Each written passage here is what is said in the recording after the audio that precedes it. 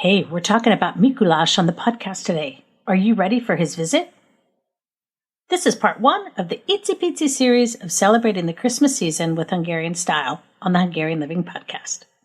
Well, hello! Welcome to the Hungarian Living Podcast. I'm your host, Elizabeth Szabó-Voss. Our goal is to discover, celebrate, and share Hungarian heritage and encourage you to do it too. We'll touch on food, travel, history, music, language, genealogy, and share stories from our guests. We're glad you're here. This is a podcast where we'll explore Hungarian heritage in a variety of ways. We'll introduce you to some fun people and organizations who love their Hungarian heritage and share some great resources with you so you can get connected to your Hungarian heritage in a deeper way. So whether you know a little or a lot about being Hungarian, this is the place to be. So before I get too much flack for today's topic, I want to explain a little something. A few years ago, we hosted a Christmas market tour to Hungary.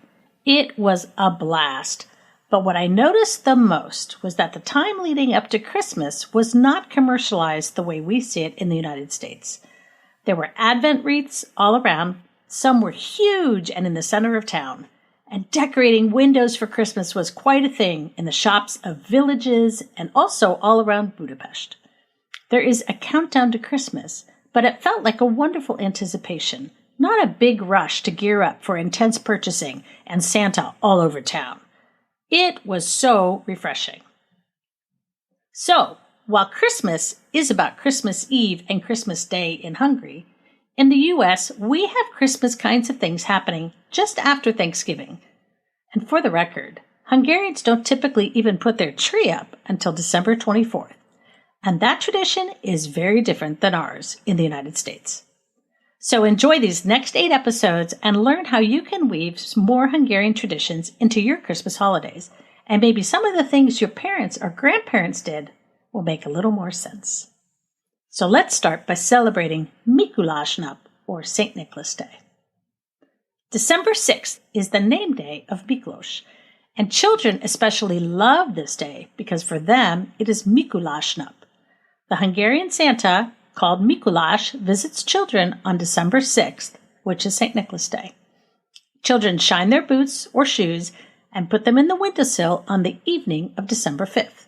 If the child has been good, Mikulás visits in the early morning hours and fills the boots or shoes with goodies, traditionally candies, tangerines, walnuts, apples, dates, and of course, chocolate Mikulás figures.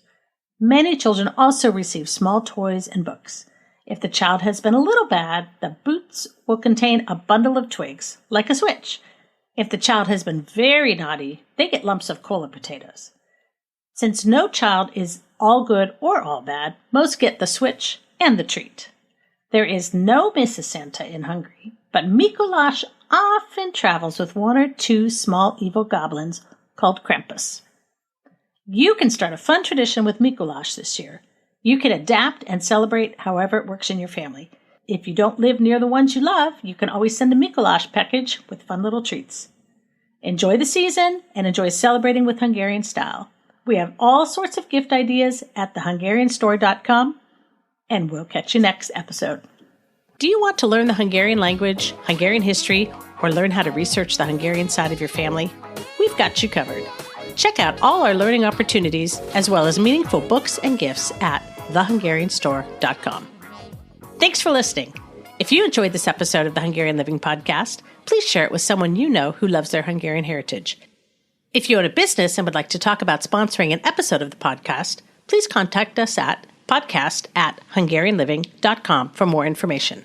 Special thanks to Stephen Chichek and the Animal Cannibals for the show music. Check out our show notes for links to resources mentioned in this episode.